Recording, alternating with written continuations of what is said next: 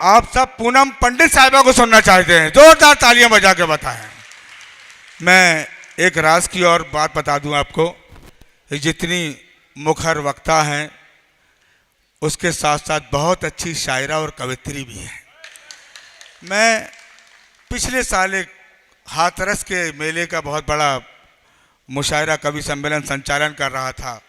आधा प्रोग्राम हो गया था, फिर आपकी एंट्री हुई तो मंजर देखने लायक था। फिर वहाँ से इशारा हुआ कि माइक पे बुलाया जाए, और जब कविताएं सुनी, गज़ल सुनी, यकीन जानिए ये फैसला करना मुश्किल हो रहा था कि नेता है, वक्ता है या शायरा है, क्या है। तो चाहता ये हूँ, पूनम पंडित साहिबा स्पोर्ट्स पर्सन भी हैं, अंतर्राष्ट्रीय शूटर हैं, चाहता ये हूँ उनके ओजस्वी बयान को सुना जाए। इस वक्त डॉक्टर दीपशिखा सागर साहिबा यहाँ बैठी हो, उनकी पंक्ति पढ़कर पूनम को बुलाना चाहूँगा कि अना तुमको अगर प्यारी बहुत है, अना तुमको अगर प्यारी बहुत है तो फिर हम में भी खुददारी बहुत है। अना तुमको अगर प्यारी बहुत है तो फिर हम में भी खुददारी बहुत है, और बहाने के लिए ममता का दरिया जमी पर एक ही नारी बहुत है। उसका कराएं पूनम पंडित माइक्रोफोन पर। सम्मानित मंच और इस मंच की खूबसूरत बढ़ाने वाले हमारे बुजुर्ग, हमारे चाचा जी आज की अध्यक्षता जो कर रहे हैं, और हमारे एक ऐसे जो लोग समाज को नेतृत्व देने वाले और समाज को आगे बढ़ाने वाले व्यक्तियों में हमारे जो जबलपुर के महापौर हैं जगत बहादुर अन्नू सिंह जी, अभी थोड़ी देर पहले मैं उनका वक्तव्य सुन रही थी, बेहद खुशी हुई। हमारे विधायक जो अभी चले गए हैं विनय सक्सेना जी, और हमारे पूर्व कैबिनेट के मंत्री लखन घंगोरिया जी विधायक भी हैं, और हमारे हाजी कदीर सोनी विधायक जी, गुलाम मोहम्मद, विनय सक्सेना जी, और हमें इस और आप और मुझको मिलाने वाले और इस मंच की खूबसूरती बढ़ाने वाले एक ऐसे व्यक्ति के लिए जोरदार तालियों से स्वागत कीजिएगा कि जो यहां से लेकर के पहुंचा लखनऊ, और लखनऊ से लेकर के पहुंचे हाथरस में कि नहीं नहीं नहीं, आपको तो हमारे भाई बुलाना चाहते हैं, हमारे साथी, हमारे बुजुर्ग बुलाना चाहते हैं।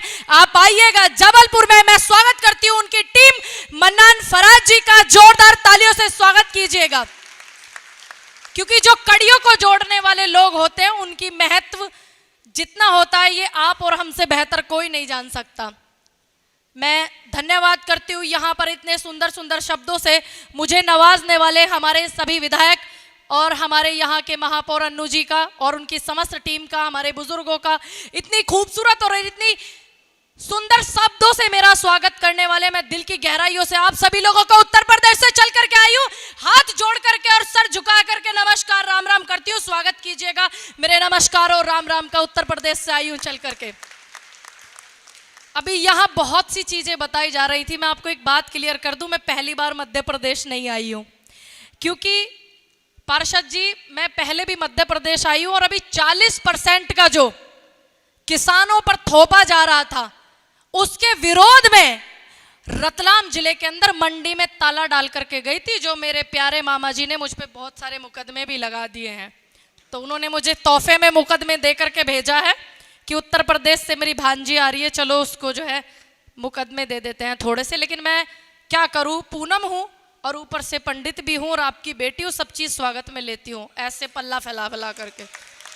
और आज का इतना खूबसूरत दिन जिनसे हमें ताकत मिलती है, हमें ऊर्जा मिलती है, एक ऐसी दो महान विभूतियों का आज जन्मदिन है जो हम इतनी खूबसूरती से मनाते हैं। ये हमारे लिए गर्व की बात है कि हमें ये सौभाग्य प्राप्त हुआ। ये किसी और देश को नहीं हुआ कि वो राष्ट्रपिता गांधी का और लाल बहादुर शास्त्री जी का जन्मदिन एक दिन मनाए।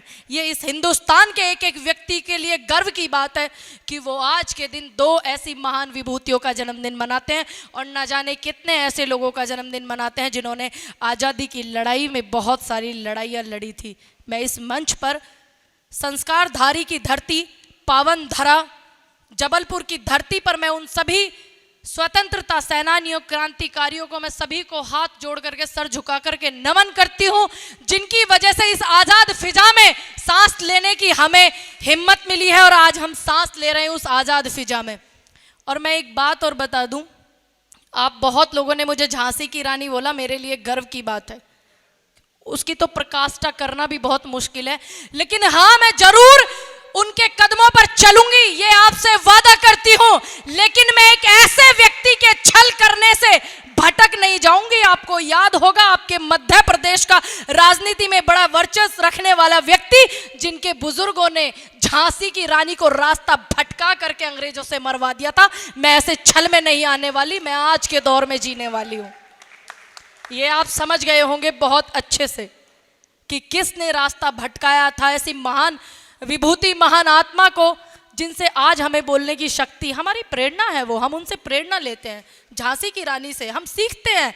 शहीद आजम भगत सिंह, गनी गफ्फार अशफाकुल्ला खान,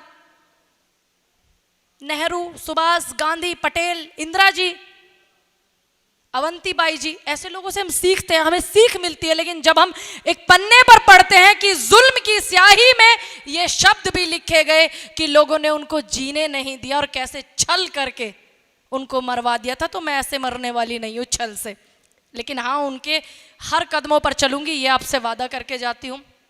बहुत से लोग अन्नू जी पूछते हैं कि कांग्रेस क्या है, कि कांग्रेस क्या है, कांग्रेस ने क्या किया है। तो सोचा 4 लाइनें उत्तर प्रदेश की धरती से लिख करके आप लोगों के बीच में लेकर आई हूँ। मेरे भाई ने भी सपोर्ट किया लिखने में, और मेरी धर्म माँ बैठी हुई है, मुझे एक शक्ति मिलती है, उनका भी बहुत योगदान है। और यहाँ तक पहुँचाने में आप सब लोगों का बहुत ज़्यादा योगदान है, क्योंकि आज एक ऐसे व्यक्ति का भी जन्मदिन है, शास्त्री जी का, जो जवान और किसान के दुख को समझते थे, लाल बहादुर शास्त्री जी। गौर कीजिएगा और बातों को पहुंचाइएगा, क्योंकि ये हमारी जिम्मेदारी है, ये विरासत हमारे बुजुर्गों की है। क्योंकि एक भी व्यक्ति यहां ऐसा नहीं बैठा होगा जिसके बुजुर्ग ने इस देश की आजादी की लड़ाई में अपना खून ना बहाया हो। अगर बैठा हो तो बता दीजिएगा। कोई नहीं है ना? सारे इस देश के वो लोग हैं जिनके बुजुर्गों ने आजादी की लड़ाइयां लड़ी हैं और खून बहाया है। सच है ना ये बात? तो गौर करके सुनिए, अगर इन बातों को पहुंचाना हमारी और आपकी जिम्मेदारी है। क्यों? क्योंकि आज का जो दौर है वो नफरतों का दौर है। आओ गले मिलकर नफरतों को दफन कर दें। ये दौर है, इसमें मोहब्बत की, भाईचारे की बहुत जरूरत है। कांग्रेस क्या है सुनिएगा। बापू का सम्मान है कांग्रेस, रघुपति राघव गान है कांग्रेस, नेहरू का अरमान है कांग्रेस, युग युग चीर महान है कांग्रेस, जन जन कांग्रेस, हर मन कांग्रेस, और इस हिंदुस्तान का जीवन है कांग्रेस। शास्त्री जी का ईमान है कांग्रेस, इंदिरा जी का बलिदान है कांग्रेस। है कि नहीं? है कि नहीं? मानते हो कि नहीं? मानते हो ना? शास्त्री जी का ईमान है कांग्रेस, इंदिरा जी का बलिदान है कांग्रेस, राजीव जी की शहादत है कांग्रेस, सोनिया जी का त्याग है कांग्रेस, भारत की मांग है कांग्रेस, जन जन कांग्रेस, हर मन कांग्रेस, और एक हिंदुस्तान का दिल है कांग्रेस।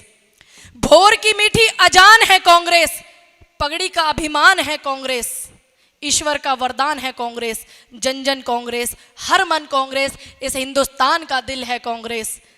खेतों में किसान है कांग्रेस, मजदूरों की मुस्कान है कांग्रेस, अग्नि का निर्माण है कांग्रेस, मंगल तक उड़ान है कांग्रेस, भारत की पहचान है कांग्रेस, जन जन कांग्रेस, हर मन कांग्रेस, इस हिंदुस्तान का दिल है कांग्रेस। जो लोग फैलाते हैं हिंदू मुस्लिम के भाईचारे में बहुत बांटते हैं, उनके लिए 4 लाइनें लिख करके लाई हूं कि गीता का भी ज्ञान है कांग्रेस, बाइबल और कुरान है कांग्रेस, गुरबानी की बखान है कांग्रेस, सर्व धर्मों का मान है कांग्रेस। और बात आप तक पहुंचे तो जोरदार तालियों से स्वागत कीजिएगा कि गीता का भी ज्ञान है कांग्रेस, बाइबल और कुरान है कांग्रेस, गुरबानी की बखान है कांग्रेस, सर्व धर्मों का सम्मान है कांग्रेस। जोरदार तालियों से बताइए कि है या नहीं? मुकम्मल हिंदुस्तान है कांग्रेस, है या नहीं? ये कांग्रेस है। ये पहुंचाना आपकी और मेरी जिम्मेदारी है कि कांग्रेस क्या है। यहां पर बैठे हुए एक एक व्यक्ति के बुजुर्गों ने इस देश को सींचा है। आजादी की लड़ाई में बहुत लड़ाइयां लड़ी हैं, और आज जो लड़ाई है वो थोड़ी सी कठिन है, मैं मानती हूं कठिन है, लेकिन विचलित मत होना। सत्य जो है वो सिर्फ थोड़ा सा परेशान होगा, हिलेगा डुलेगा, लेकिन पराजित नहीं होगा। और एक ऐसे व्यक्ति के लिए 4 लाइनें लिख करके आई हूं। महाराज, आप सभी राजनीति वाले लोग हो, आपको ज्यादा बेहतर पता है, जो ये कहता था कि मैं झोला उठाऊंगा और चला जाऊंगा इस देश से। आजकल सबके हाथ में झोला दिया हुआ है, लेकिन उस व्यक्ति के हाथ में झोला नहीं है। मैं कहना चाहूंगी इस तानाशाह व्यक्ति के लिए 4 लाइनें। इतिहास के काले पन्नों पर नाम लिखा जाएगा। और एक बात ध्यान रखिएगा, एक लाइन में खत्म हो जाएगा कि था एक तानाशाह जिसने इस देश के किसानों को, नौजवानों को, रात के अंधेरे में बेटियां जल रही थी, बलात्कार हो रहे थे उनके, और तब भी ये व्यक्ति चुप रहा था। ये ध्यान रखिएगा, सिर्फ एक लाइन में खत्म हो जाएगा इतिहास उस व्यक्ति का। इतिहास के काले पन्नों पर नाम लिखा जाएगा। ये बर्बरता कर इंसानों पर क्या तू बच पाएगा? आज तक कोई नहीं बचा है। ये बर्बरता कर इंसानों पर क्या तू बच पाएगा? अब देख उधम सिंह आएगा, अब देख भगत सिंह आएगा। आज के बाद चैन से तू सोने ना पाएगा। अपनी ही परछाई देखकर तू डर डर जाएगा। किसानों का नाम भी सुनकर तेरा कलेजा दहल जाएगा, क्योंकि मैं उसी धरती से और उसी प्रोडक्ट से निकले हुए हम लोग हैं। किसानों का नाम सुन सुन करके तेरा कलेजा दहल जाएगा। अब देख तू उधम सिंह आएगा, और अब देख तू भगत सिंह आएगा। तेरे बहाए खून को नहीं भूलने पाएंगे। क्या भूलोगे आप? 700 लोगों की शहादत हुई थी, और उस व्यक्ति ने यह कह दिया था कि हमारे पास नहीं है। पड़ोसी देश में कोहरे में, रात के अंधेरे में कहते हैं कि 350 मार दिए और 500 मार दिए, लेकिन हिंदुस्तान के व्यक्ति का उसके पास रिकॉर्ड नहीं है। क्या आप भूल पाओगे 750 किसानों की शहादत को जो किसान आंदोलन में हुई थी? एक भी व्यक्ति नहीं भूल पाएगा। ये मेरा मानना है, ये मेरा आपके प्रति विश्वास है। अब देख उधम सिंह आएगा, अब देख भगत सिंह आएगा। तेरे बहाए खून को नहीं भूलने पाएगा।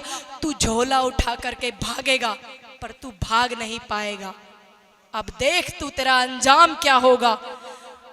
अब तू देख तेरा अंजाम क्या होगा। उसे देखकर हिटलर भी कब्र में से कप आएगा, कब्र में से कप आएगा।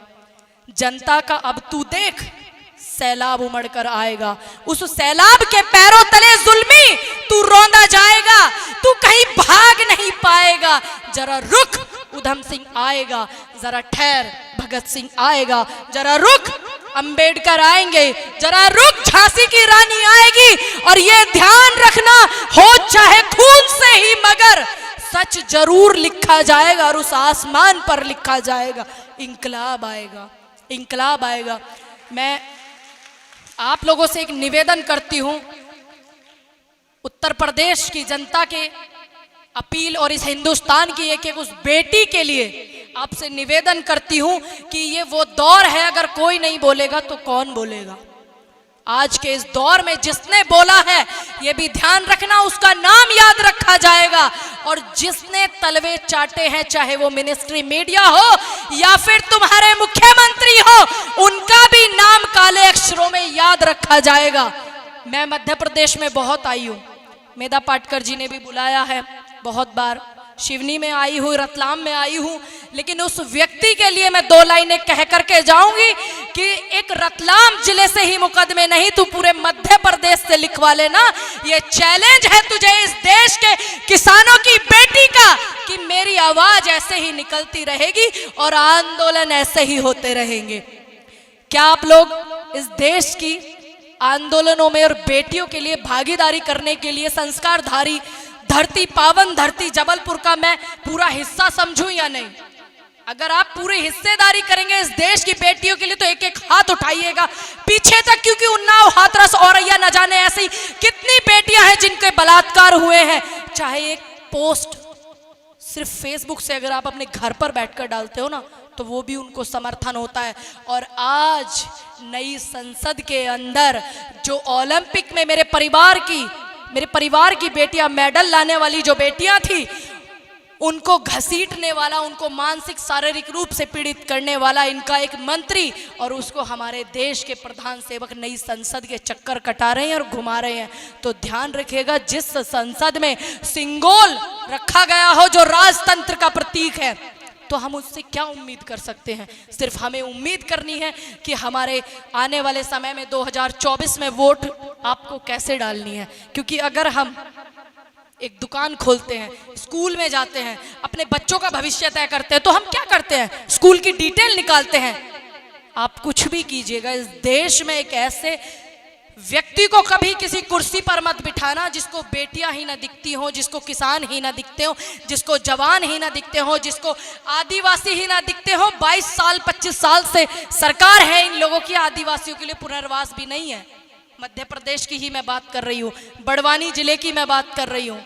आप ही के मध्य प्रदेश में ना बड़वानी जिला, कितने ऐसे लोग हैं। और आज यहाँ जबलपुर की धरती पर मैं एक बात कह करके जाऊंगी कि मैं और मेरा संगठन, संयुक्त किसान मजदूर संगठन, जो इस देश के एक एक गरीब व्यक्ति की ओर आवाज उठाएगा, वो आप लोगों के मध्य प्रदेश की एक एक जनता के एक एक व्यक्ति के साथ है। ये वादा आपसे करके जाती हूँ, इससे ज्यादा कुछ नहीं बोलूंगी। आप सभी यहाँ पर आए हुए मुख्य अतिथियों का मैं दिल से धन्यवाद करती हूँ, हार्दिक स्वागत करती हूँ, अभिनंदन करती हूँ आप सभी लोगों का दिल की गहराइयों से। आप सभी लोगों को सिर्फ एक नारा बोलने के लिए कहूंगी, ये ध्यान रखना, इन नारों में जो ताकत है ना और जो जोश है, वही बॉर्डर पे हमें मिलती थी। जय जवान, जय जवान, महात्मा गांधी जी अमर रहे, लाल बहादुर शास्त्री जी अमर रहे, इस देश का एक एक स्वतंत्रता सेनानी क्रांतिकारी व्यक्ति अमर रहेगा। तब तक इस देश के एक एक व्यक्ति की सांसें जो हैं वो रहेंगी, तो इस देश का एक एक व्यक्ति अमर रहेगा। ये ध्यान रखना, गोडसेवादी हर युग में आतंकी ही कहलाए जाते हैं, गांधी हर युग में पूजे जाते हैं। ये भी आप याद रखिए। सभी को धन्यवाद करती हूँ, नमस्कार, राम राम। आप सभी से मुझे मिलकर बहुत अच्छा लगा, बेहद खुशी हुई। मन्नान फराज भाई को और उनकी टीम को मैं धन्यवाद करती हूँ कि मुझे आपसे रूबरू कराया। जय हिंद, जय भारत, जय जवान, जय किसान।